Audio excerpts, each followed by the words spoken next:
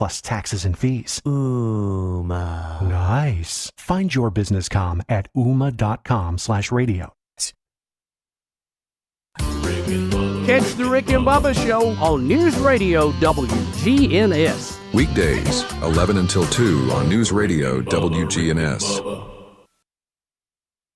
We're the Good Neighbor Network, FM 101.9 and AM 1450 Murfreesboro, FM 100.5 Smyrna, audio and video streaming at wgnsradio.com. This is the Roundtable. A look at the news, views, politics, and people that are shaping Rutherford County. Welcome into the Roundtable. It's Monday morning. I'm Andy Herger, founder and president of First Shot Foundation. I welcome in longtime friend, known for a long time. And just want to say, Joe Carr, thank you for coming in. Our city mayor, our county mayor, my fault. And we're going to talk some issues that are facing our county. But first of all, I always like to have a little bit of conversation about, I just learned something. Walked in, Monty Hale's here. Yeah. Your neighbors. We were, Monty and I and my brother Patrick. Now, my brother Patrick is 3.5 years younger. So Monty and Patrick kind of grew up together. But Monty and I were next door neighbors on Rucker Lane long before all that developed. As a matter of fact, it was farmland back then. And I'm talking back in the late 70s. So we were neighbors, and it was a lot different then, of course, than it is now. But Monty Hale, I remember his dad so well, being the announcer for Blue Raider Athletics. What a phenomenal man. He's great. Monty comes from a great family. He's an old and dear friend. We don't see each other much anymore, but we have fond memories. So, Joe, you grew up Rutherford County. Yeah. And went to what high school? Riverdale High School, class of 76. Go Warriors. And by the way, we're looking forward to a really good matchup with the Patriots coming up. So the crosstown rivalry. The backyard brawl. It's it. The backyard brawl. It's alive and well. So, graduate of Riverdale. What made you stay? Like, I couldn't wait. Yeah. I grew up in northern Indiana. I couldn't wait to leave. Yeah. Like a lot of kids. So you stayed. What made you stay? So a little background. A lot of people already know this about me, but my father is a Texan. My mother is a Tennessean, a sixth-generation Rutherford County, and her family goes back 6 generations to Rutherford County, the Rockville area. But so when my mom and dad met, he was on what's called TDY, temporary duty in Florida. He was a fighter pilot in the Air Force in the mid-50s. And they met while she was on spring break down in Florida. They got married 9 months later. And then, as most military families, I came along after my sister and then later my brother Patrick. But we traveled a lot. I went to 8 different schools in the first 8 grades. And when my dad retired from the Air Force as a fighter pilot after having served combat missions in Korea and Nam, we settled back here. We'd already been here once before when I was in the 3rd grade, but we settled back here because this was my mom's roots, and this is where family was. And so I've lived here consistently and regularly since 1971.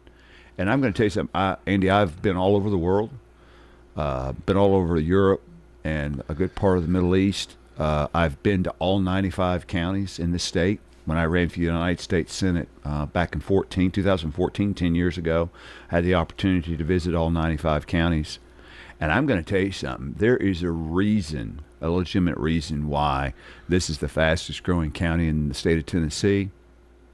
And the 42nd fastest growing county in the country, and this is a phenomenal place to work, and it's encapsulated by a statement. A neighbor of mine who moved from Chicago, Illinois, you'll appreciate this, who moved here 2-3 years ago. I live out in Lascassas, got a farm, as most people know.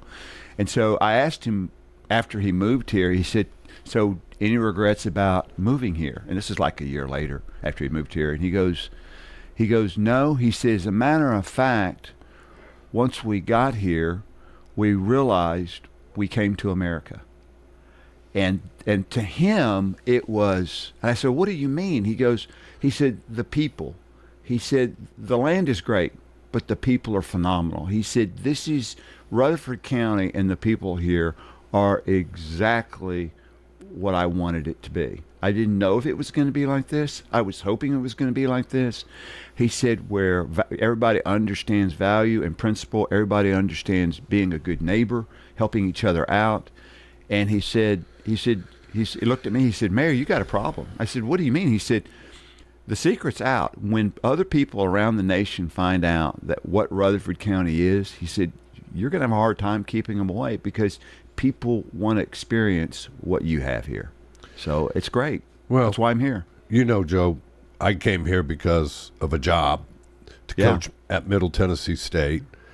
And when I got fired, and people they always go, ooh, well, if you coach, you're going to get fired eventually. Yeah.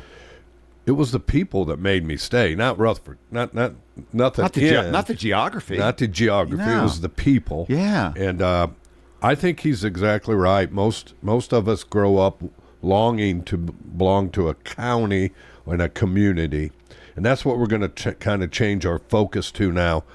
What are the 5 biggest issues that you as mayor and our council, our county commissioners, which my dad was one in northern Indiana for 20 years. I did not know that. How about that? Yep. And what are the biggest issues facing us? Start number 1, do you think? You know what? We were having this conversation briefly, Andy, out in the lobby before we got started.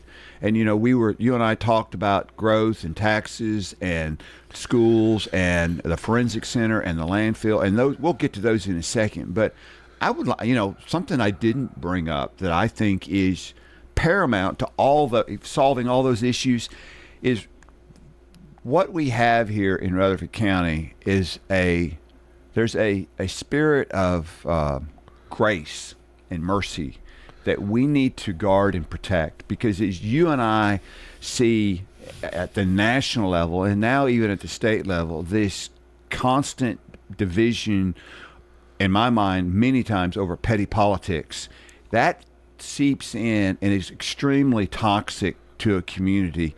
And I think the biggest challenge we have, the biggest opportunity, is to make sure that just because you and I may disagree on something, we can't let that disagreement on a particular policy be so toxic that it erodes the trust we have in each other as neighbors, if that makes any sense. Makes perfect sense. And we have to be, and so as a county mayor, and as a county leader, I mean, you've got this First Shot 501c3, which is a phenomenal thing, that it does a phenomenal work.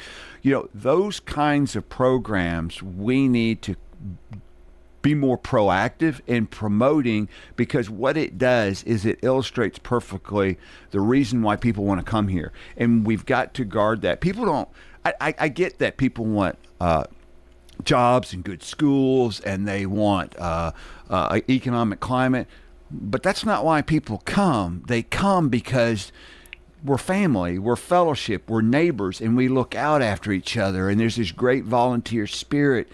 And so the number one priority, at least in my mind as Rutherford County Mayor, is how do I guard and protect and advance that idea that, you and I may see through a different political prism, but we are still neighbors, and your troubles are my troubles, and I'm going to be there to help you regardless. So I think it just starts with just what you said. It's in your heart, Joe. Yeah. And I think as now community leaders, you call me a community leader. I don't see myself as that. I see myself as a person doing what God has asked me to do. But how do we extend that across the aisle and get others to do the same back, and that same grace and mercy? Because I know nobody agrees 100% of the time. And we shouldn't want to. I mean, we're good ideas, and I tell my staff all the time. I said, look, if you are looking for somebody to agree with you, then you're position on that issue, Andy, is so fragile that it probably isn't worth merit. I said any good idea will withstand the scrutiny of refinement, right? And so when we disagree, we need to do it with respect. But the other side of that is we don't need to be offended when we disagree. And so what we find now is that we find, unfortunately, because of the national political climate, we're now in a place where I think a lot of us are looking to be offended. And so we have to be careful about that. At the same time, I don't need to be saying or doing things that are intentionally meant to be offensive. So there's a dual responsibility here. But the way we move beyond that is to constantly promote the things that we're doing, like First Shot, in our community. We've got to start promoting those things, and we've got to start advocating those things, because whether we realize it or not, these good works bring the community together. Because your 501c3, Andy, Yes, sir. brings, I'm a conservative, that's no secret, but it also brings somebody else who may be more progressive in their political views to the table. Though that 501c3 of yours has opportunities to bring people with different perspectives and ideas together in a variety of settings. So now we're comfortable with each other, we like each other, we know each other, and while we disagree with each other, we can still get along, and that's how we resolve issues and differences. And so your 501c3 and a lot of the other 501c3s in this community actually act as a bridge to bringing people together on a variety of topics. You know, Joe, I tell the kids all the time that if they really, truly want to be great, they have to listen and learn other ideas. Yeah, that's true. Take what's best from each of those ideas and take ownership of them. So it's not, I think so much in America now, we are hearing each other, but we're really not listening to see what really good ideas are on the left and on the right. And you know this, I'm kind of more of the down the center of the aisle kind of guy. I think you got to listen to both sides. I lean right, but I just don't think we listen anymore. We don't, and it's funny you bring that up, because unfortunately, so many times now, and we got to be careful, and at this creeping into our local community, now we listen so that we can give a response, if that makes any sense. So we're not hearing, or I guess we hear the words, but we're not listening to what they're saying. And so because we're so quick to want to give a response or a rebuttal, we're not understanding. And I have found that when somebody's speaking, ask them a question. Don't be afraid to ask them a question. So, well, tell me more about why you think that way, or explain that, or you said this. What are your personal life experiences that shape that point of view? So you see how we're flipping the script a little bit. Not only am I getting more information that helps me understand your position, but I've also taken down the barriers that say, I'm really interested in you, Andy Herzer. You say you're down the middle, but you lean slightly right. Well, tell me what that means a little bit. I'd like to know more about that, because I'm interested in collaborating with you on making this community better. So tell me what that looks like. And so if we were to do those kind of things, which we did in your office. We did. People don't, we pre-met a little bit. We did. A couple months ago.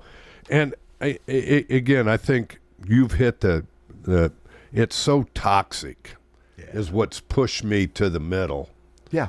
Right? Because I'm one of those guys, I don't think I should say anything bad about the person that I don't know or do know to anyone else. I mean, and it's so negative that it pushes a guy like me that's not politically driven as most, but I'm still have to be a part of it. It pushes you to the middle, Joe. It does, and that is the unfortunate consequence of people being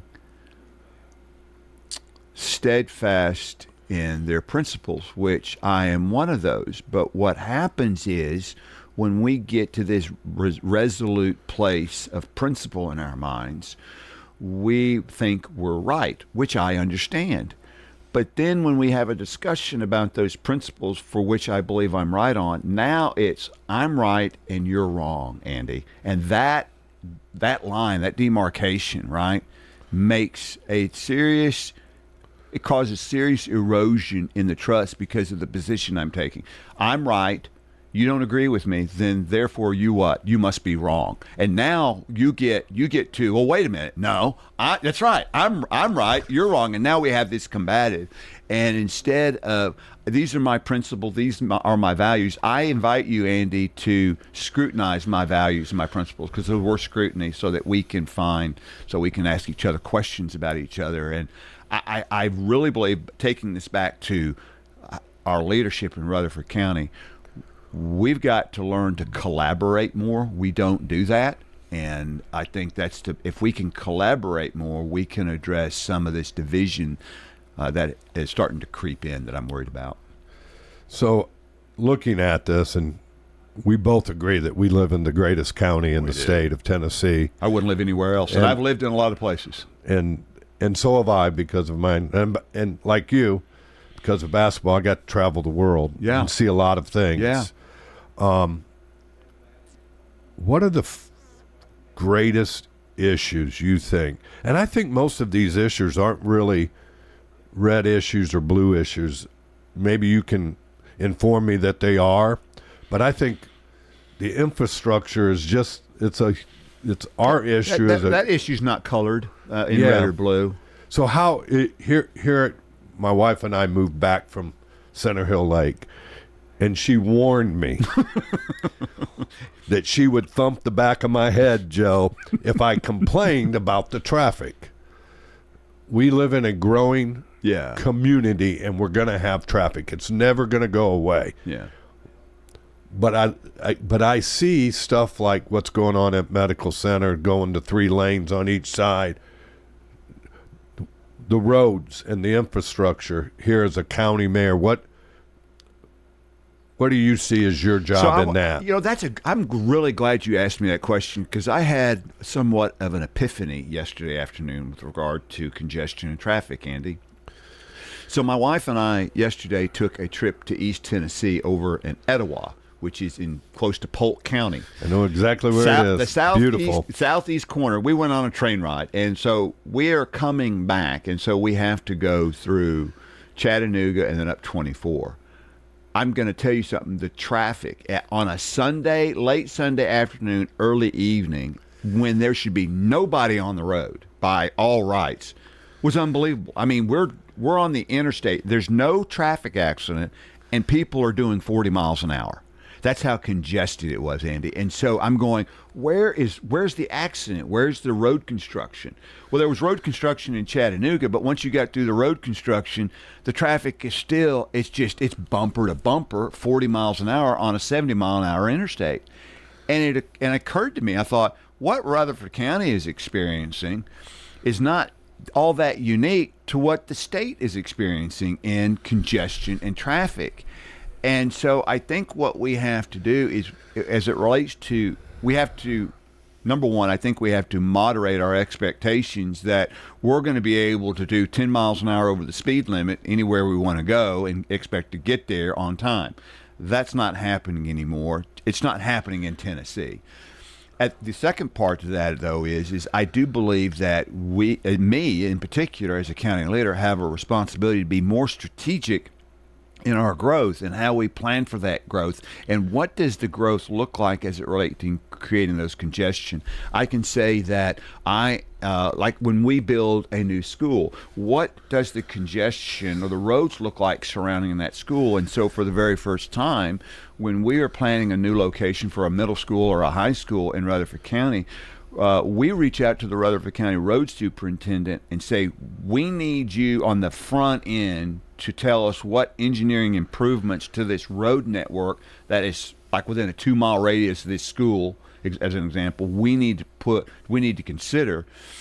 so that gets done on the front end while the school is being built. We don't solve for that problem after the school's built. And so we're being much more strategic and proactive. And hopefully if we do that, Andy, in some way we can release some of these bottlenecks. It's the bottlenecks that around the schools that create a lot of the challenges, not exclusively, but create some challenges. So if we can plan for these bottlenecks and strategically remedy those while the school's being built, then I think we can, in some part, manage the congestion. But we need to be much more strategic in our planning. So help me understand the northern part of our county and the growth and the schools that need to go there. Because, I'll be quite honestly, my wife and I, unless we're going out of town to go see someplace, we don't leave Murfreesboro very much. I mean, that sounds really bad, but we kind of feel like all our amenities are in our side of the county, and I don't need to go to Laverne and Smyrna and know right? So help us understand the northern part of our county and some of the difficulties. So when you say the northern part, you're talking about Smyrna and Laverne? Smyrna and Laverne. Okay, so and I just call that the western part. Basically, if you were to take Highway 231, which is Lebanon Highway and Shelbyville Highway, it cuts the county north-south in half. So you have the eastern half, which is where I live, Las Casas, Kittrell, Milton, Christiana, that kind of thing. MTSU would be eastern half, right? Then you have the western half, which is Smyrna, Laverne, and Eagleville and Rockvale. The western half of the county, 840 toward Nashville, is where not all, but a significant amount of the growth is occurring. And as a result of that, land is at a premium. Also, the topography to the west is quite hilly, so it makes it challenging for dealing with the growth issues as a result of a new development. Well, we're going to take a break, Mayor, and we'll be right back with Joe Carr.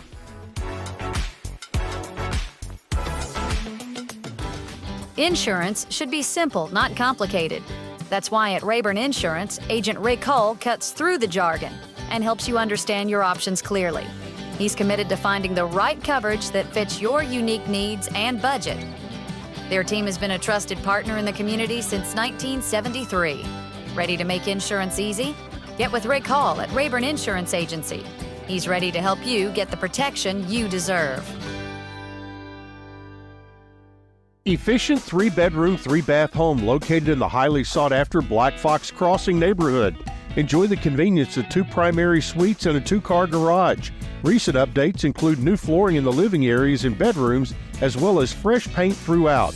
This home comes fully equipped with appliances, including a washer-dryer and an extra fridge in the garage. For more information, call Chip Walters at Exit Realty Bob Lamb & Associates, 615-542-1915. Hey folks, this is Mike Sparks, 49th District House member. Running for re-election, would ask for your support. The issues Mike's championed include the First and Second Amendment tax cut bills, passing legislation to improve mental health, the Safe Storage of Firearms Act, plus he sponsored affordable housing legislation that passed this year. Mike Sparks has been outspoken on Jefferson Pike for 20 years, which led to the $70 million widening project that's almost complete.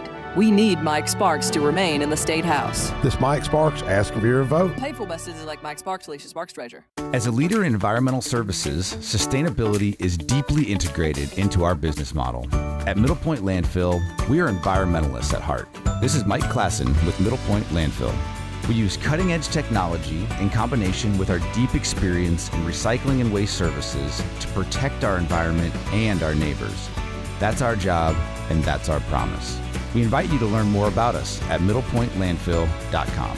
For Public Services, we are sustainability in action.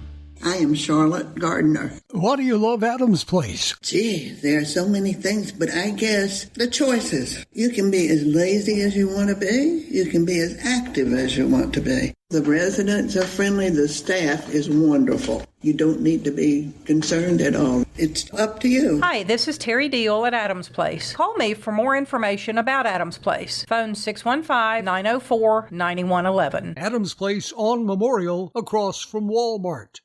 This is Good Neighbor Events with Bart Walker.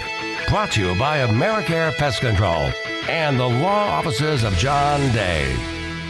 I've got pests. AmeriCare is Rutherford County's #1 choice in pest control, and it's simple to see why. After calling 893-7111, their staff came to my house 8 years ago when I had an insect problem. They looked at the situation, showed me the areas and what they'd recommend to resolve the problem. After treatment and with quarterly checks, I'm bug, critter, and creepy crawly free. Thanks, AmeriCare. Call the best of the best to get rid of your pest. AmeriCare, 893-7111. Now, WGNS Good Neighbor Events. Some creepy night tours at Oakland's Mansion, Thursday, October the 21st. Don't miss those. The tours of 20 and fewer guests are at 7 o'clock, 8 o'clock, and 9 o'clock. And it is spooky. Put this on your calendar. The final Friday Night Live is Friday, October the 25th. Right up on the Murfreesboro Square. You don't want to miss it. It's free. The final Friday Night Live of the season features the Pilots. You definitely don't want to miss that one. 6:30 to 9:30. Friday night, October 25th. Right there in front of the courthouse. You need to get those tickets for Ascension St. Thomas Rutherford Foundation's Wine Around the Square. That's Saturday, October 26th. 6 until 9, all around the Murfreesboro Square. And what a wonderful cause. Don't forget, early voting is October 16th through the 31st, and Election Day is November the 5th. You've heard us talking about this one, life skills training classes, every third Tuesday at Greenhouse Ministries. Those are WGNS Good Neighbor events. Rutherford weather.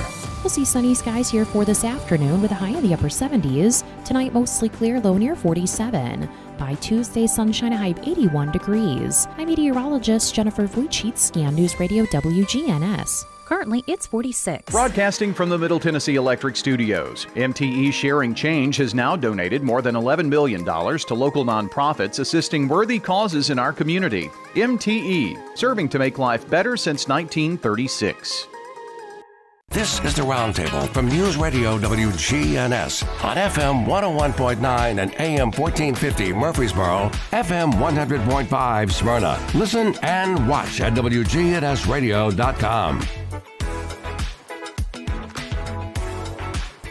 Welcome back into the Roundtable in WGNS. I'm Andy Herzier, founder, executive director of First Shot.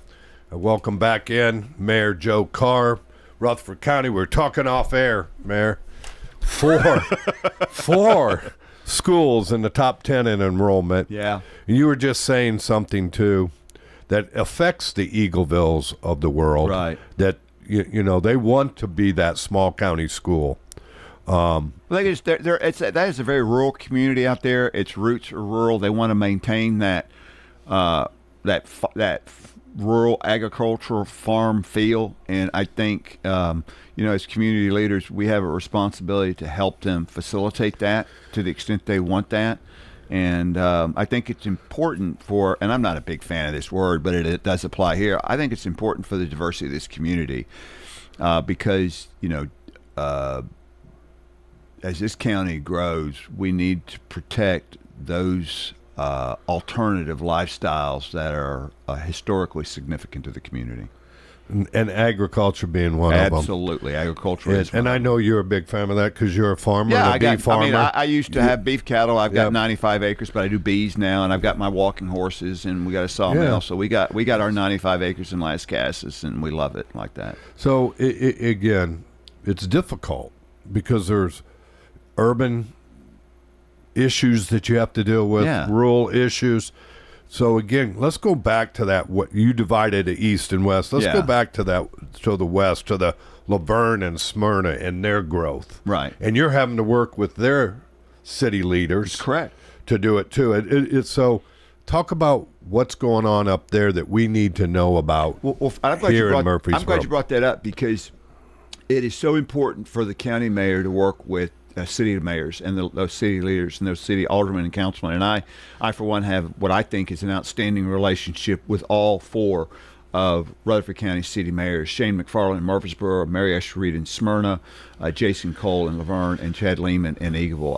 I just have, I think, an outstanding relationship. Does it mean we agree all the time? Of course not. But that's the way it should be. It really should. But we all pick up the phone, we call each other, we talk to each other, and we realize that there is so much more that can be done when we work together than when if we're fighting and bickering. And to our credit, our disagreements stay between us. And so as a result of that, Andy, we can address the issues in Smyrna and Laverne right now with the growth.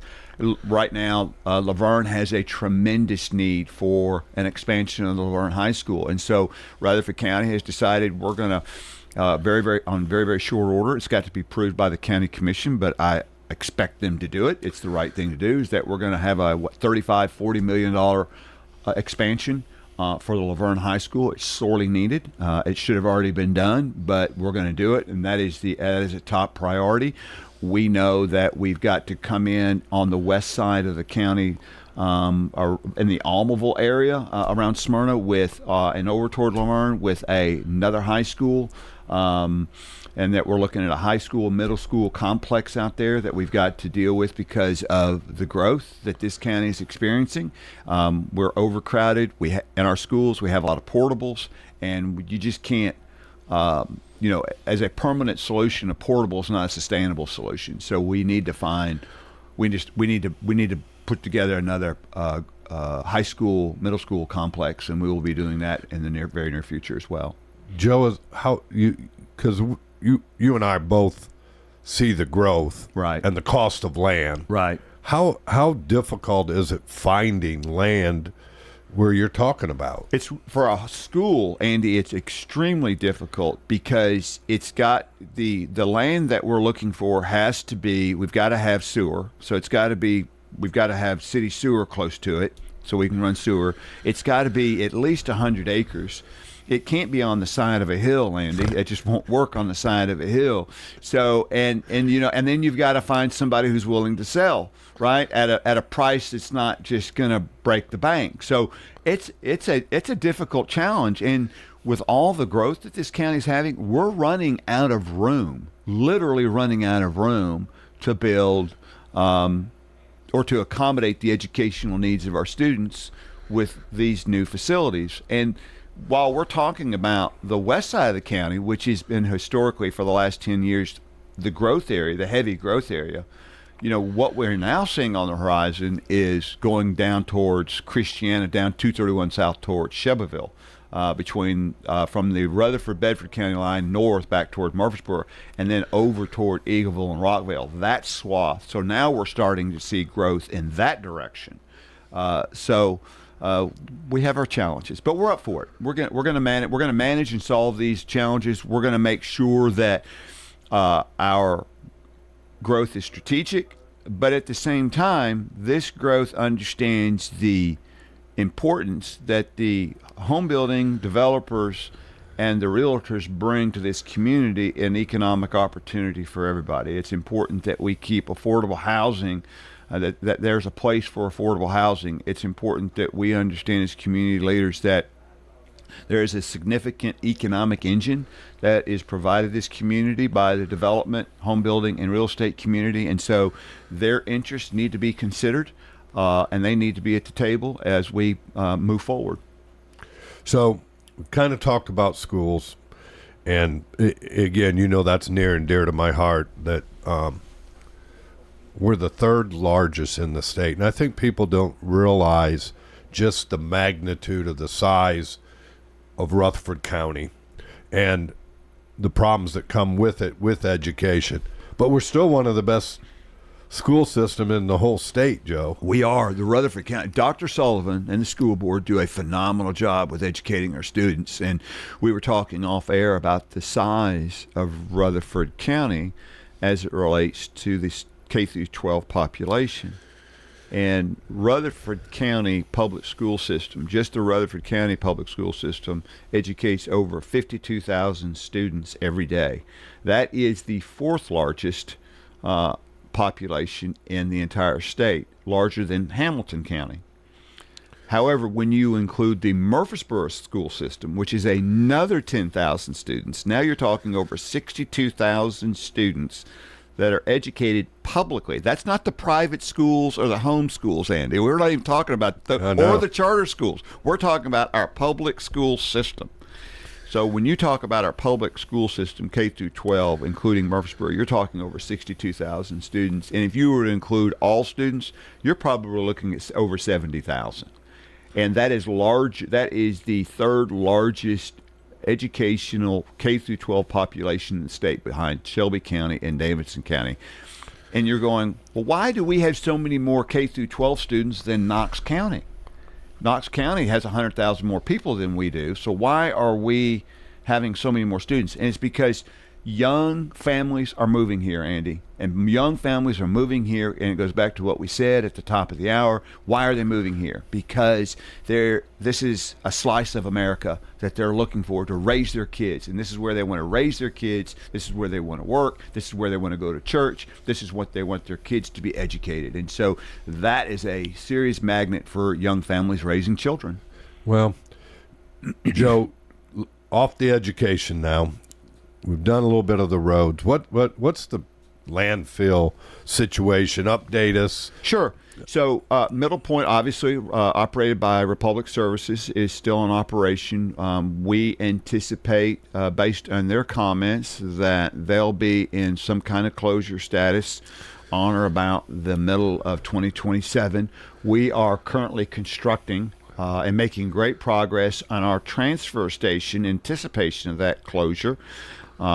And so we just negotiated a contract that I'm getting ready to sign with Waste Management that will take our Rutherford County waste from out of the transfer station to either White County, Marshall County, or out in Camden. And so we will be doing that on or before July 1 of 2025. And at that point in time, then we will have our plan B in place so that when Middle Point does close, we will have operational a solution to deal with Rutherford County waste. And we believe we will do this without any property tax increase or cost to the taxpayer. We have put together a business model that I'm quite honestly quite proud of, that we believe will make it self-sufficient. Can you broaden that a little bit? What that facility is going to do or be, or sure. Is it a joint public-private? By the way, Monty Hale says goodbye only after he said hello. Have a great day, Monty Hale. You too, Monty. Yes, sir.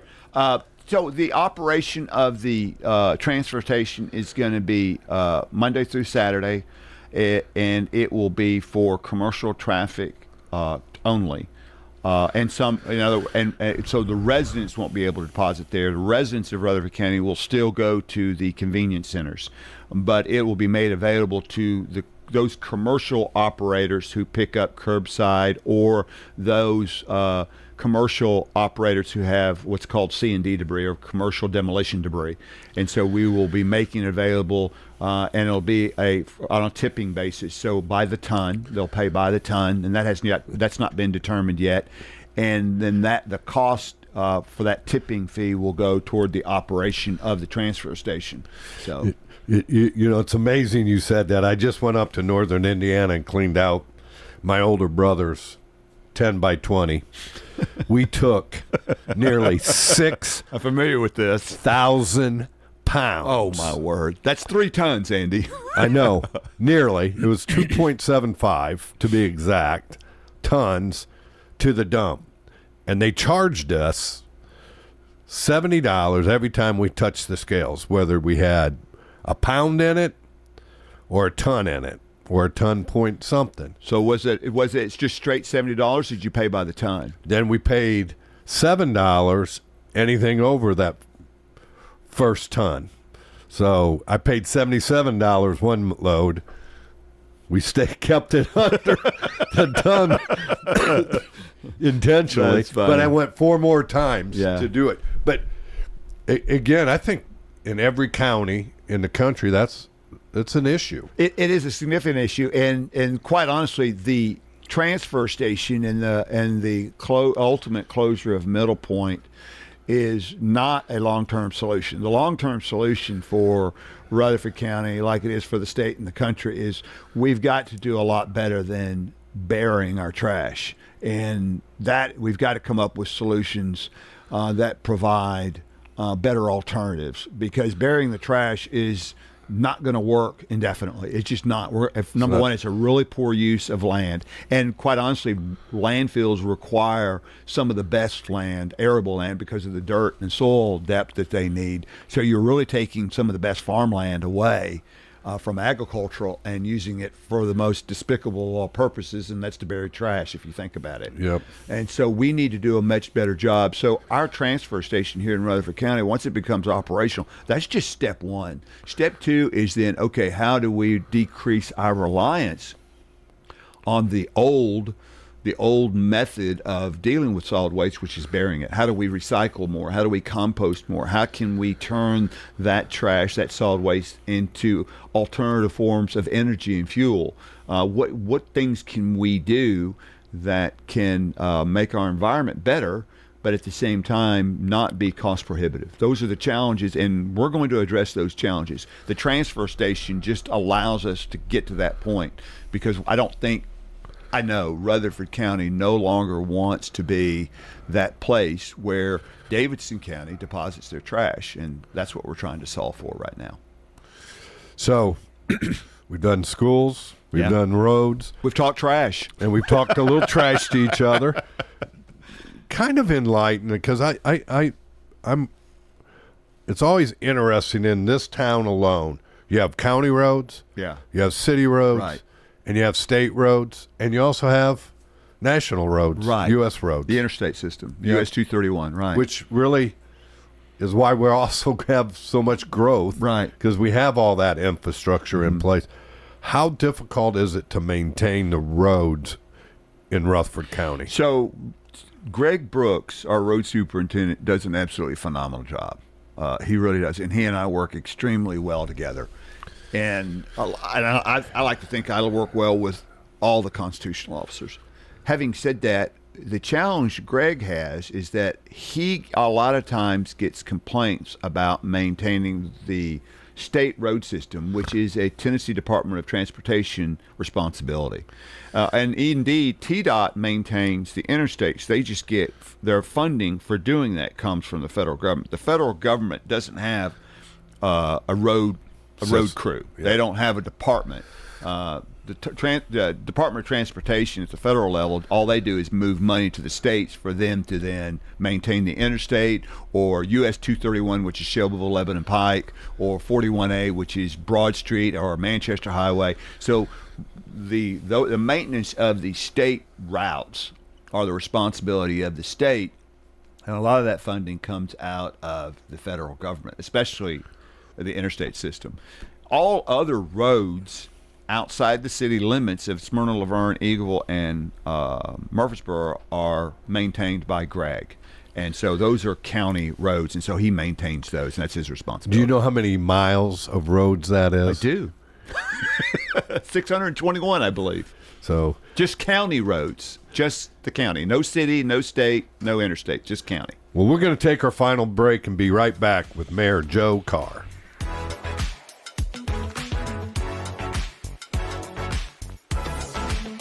We all hear the radio ads about the IRS. They tell you to be afraid, to be scared, and they try to frighten you into calling. I'm not here to do that. Tax Relief Advocates is different. TRA is here to tell you that if you owe money to the IRS, whether it's $5,000, $50,000, or $500,000, we have a solution. It doesn't matter if you're sitting in your car, at work, or with your kids. No matter where you are, call now. 800-488-2594. Don't lose hope. TRA can eliminate or reduce what you owe to the IRS. Generous programs are now available that can give you a fresh start. Our passion is taxes and helping individuals fix their IRS problems. We have over 1,000 five-star reviews on Google and an A+ with the Better Business Bureau. You don't need to be afraid of the IRS any longer. End your tax nightmare today by visiting us online at TRA.com or call 800-488-2594. That's 800-488-2594. Tax Relief Advocates. Real solutions for real people. Must qualify for enrollment. Results may vary. Parents, you can help your child sharpen their basketball skills while also encouraging positive spiritual change with First Shot Basketball Skills Academy and Winter League. Sign-ups are happening now. Led by Coach Andy Herzer, this teaching league is designed to build strong foundations not just for athletics, but for life. If your child is between 5 and 14 years old, they can participate at Hooptown this winter. Don't wait. Spots are filling up fast. For more information and to sign up, visit firstshottn.org. That's firstshottn.org. This is Pastor Nikki Ajapong, the lead pastor of Holy Hill Chapel in Murfreesboro. Here are sermons on WGNS every Sunday night at 7:30. Our congregation is made up of a variety of nationalities. Visit holyhillchapeltn.org to hear our podcast. At Bud's Tire Pros, we sell all major brands of tires, and we invite you to stop by today for that next set of tires. Or maybe you need us to check out your vehicle before you head out of town. We offer everything from brakes to batteries, alignments, and more. No appointments necessary, just stop on by. I'm Allison Mitchell with Bud's Tire Pros. We're located on East Main Street, exactly 3 miles from the town square, 1 mile past Rutherford Boulevard. Visit us online at budstireprostn.com. For 75 years, Murfreesboro Medical Clinic has been a cornerstone of health and compassion in our community. From our humble beginnings to the advanced, comprehensive care we offer today, our commitment to you has never wavered. With 8 locations across Murfreesboro and Middle Tennessee and over 100 physicians, we continue to provide the highest standard of care. Then, now, and always, your health is our mission. In retirement, it's all about income. Your money, making money, and you're not spending down your principal. That's the way we do it at Retirement Income Solutions. So if you're spending down your principal or your money's not making money, keeping you ahead of inflation, check us out today at risolutions.net, risolutions.net. And make sure to join us Saturdays at noon and Sunday afternoons at 1 for Retirement Income Solutions Radio with Nathan Cox and Lindsay Cotter. This is the Roundtable from News Radio WGNS on FM 101.9 and AM 1450 Murfreesboro, FM 100.5 Smyrna. Listen and watch at wgnsradio.com. Welcome back into the Roundtable, WGNS. I'm Andy Herzer, founder and executive director of First Shot. First of all, I want to thank you, Joe, because I know you're busy. I am, but before we wrap up, can you mind if I say something real quick? And this is something we didn't talk a lot about because we talked about schools and overcrowding, congestion, traffic, and our solid waste issues, and those are real important. But the time we got left, I want to talk about something I don't get to talk a lot about, and this is has a lot to do with what you're involved with is First Shot. And I don't want people to think we are doing a plug for First Shot, but I am. Because I think when we talk about all the challenges and opportunities this county has, which are tremendous, my biggest concern is not making a mistake or getting it wrong, but not seizing the opportunity that we have. And this county has a tremendous opportunity, Andy. And the way we grab that opportunity, the way we just take advantage of what God has given us, I think in so many ways is through the 501c3s that are in this county, that serve this county. I mean, I'm thinking, obviously the Chamber of Commerce, with Paul Latour, they do a fantastic job. I think of First Shot with Andy Herzer. I think of Greenhouse Ministries with Christy Sanford. I think, Christy Houston Foundation and what they do for this community. The Child Advocacy Center. I mean, we can go down the list, and I know I'm forgetting hundreds, literally hundreds. I mean, Amelia's Closet, a Liberty Station. I mean, all of these places, a Portico. All of these places, they are such an integrated part of this community, and they don't get enough recognition for not only what they do, but promoting so much of the values that this county has that make it attractive. I don't know of a place that has so many people willing to serve selflessly selflessly you got than Rutherford County. And it's amazing. And I think we could spend hours talking about that and still not do it justice. Well, you know, there's like almost 1,000 nonprofits in our community. I had no idea it was that many. I knew it was several hundred. And that's just, you know, I'm not even probably touching Smyrna and Laverne. Rutherford County is a very giving county, which I have learned over the last 21 years of doing First Shot. But it goes back to what you said, why your neighbor from Illinois loves it here so much, because the people do care about other people, not just their own interests. And you know they care because they actively look to get involved. They're looking to share that enthusiasm for the care of their neighbor by getting involved in 501c3s. I had no idea there were maybe 1,000 in this community. That's unbelievable. And then you've got all the churches or the faith-based groups. I mean, so I think we could sit here and talk about and we need to talk about the great credit that these 501c3s provide to our community, because they, in so many ways, they are the glue that binds this community together. Well, someone always asks, what's the benefit? And here's my thing. There's two benefits, I believe, is if you give of your time, if you give of your treasures, and if you give of your talents, which you and I believe, it's our faith in who we are. We are supposed to do this. That's correct. That if we champion a cause greater than ourselves, our county, our community is better served. And you're raising a better child through a First Shot, through the Boys and Girls Club, through the Boy Scouts and Girl Scouts, and all this stuff. That again, Joe, I could sit and talk for hours, like you said. You get me fired up, and now you're interviewing me instead of me interviewing you. You flipped it on me. I did, didn't I? But this is the benefit point. The benefit is we have a better county. We have a better group of kids growing up making wiser decisions. That's what it's really about. And you and I probably believe the same. It takes a village to raise a child. It's not just the parents, all right? And a lot of the parents that I serve, they're working 2 and 3 jobs just to make ends meet, to be able to live in this great community. And that's what I think we got to understand, is not everything that is a hand out, it's a hand up, or a hand to help guide young people in different ways. So I just know that the word says, Andy, to whom much is given, much is required. Amen. And I also know, and I try to live by this, not just in my personal life, but as county mayor, Micah 6:8. And it's where Micah, he's one of the minor prophets in the Old Testament, and he's crying out to God, saying, God, what would you have me do? It's almost like an anger or frustration or something.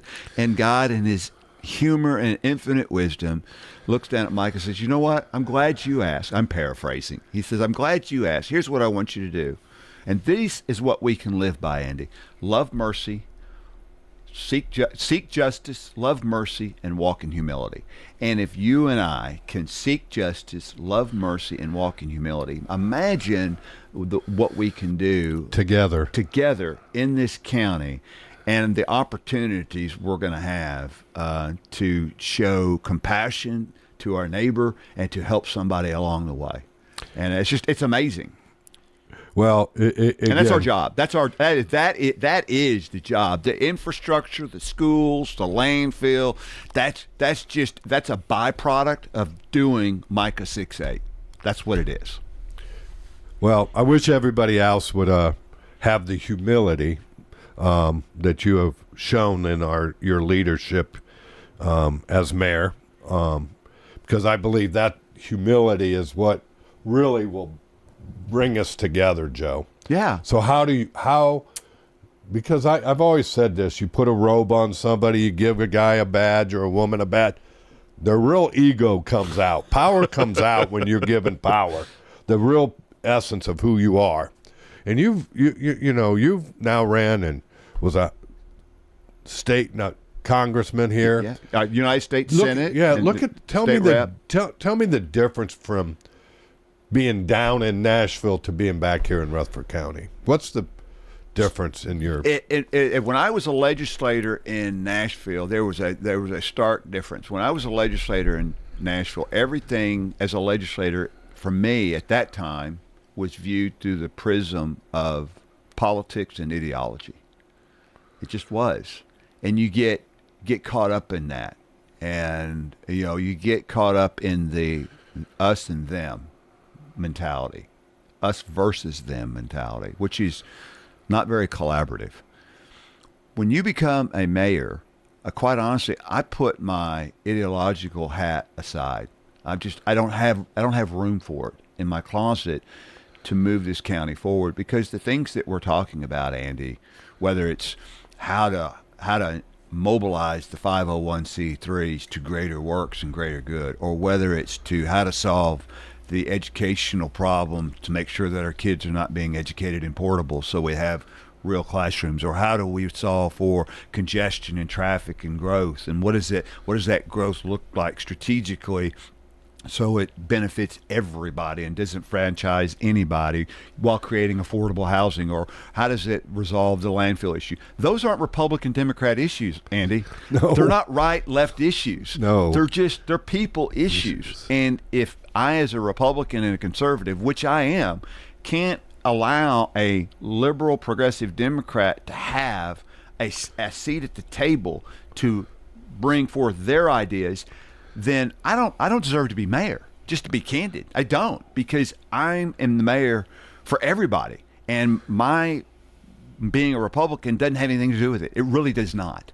And so I've tried to invite a number of people with a completely divergent point of view and a divergent perspective, because honestly, their different ideas and perspective make me a better mayor and make my ideas better. And I tell my staff this all the time. I said, Joe Carr is full of good ideas. I am like replete with good ideas. But Andy, I'm not interested in good ideas. I want great ideas. And the way you get from good to great is you submit your good idea for review and you allow people to refine it. And that's where the collaboration comes together for greatness. Well, I knew this would be one of the quickest hours that I've ever had, Joe. And I really, truly appreciate you. And hopefully you'll come back one time soon. I will. And we'll talk first shot, right? We can talk first shot. We're going to talk first shot. And you know what? I would like to talk first shot and maybe spend some time talking about the other faith-based and 501c3s in the community. I'm telling you, Andy, we need to spend more time promoting these groups because of what they do to the community. I'm going to insist on it if I come back. That'd be fantastic. And we'll get a group of them to come join us. That'd be great. Yes. So again, thank you for joining me on the Roundtable.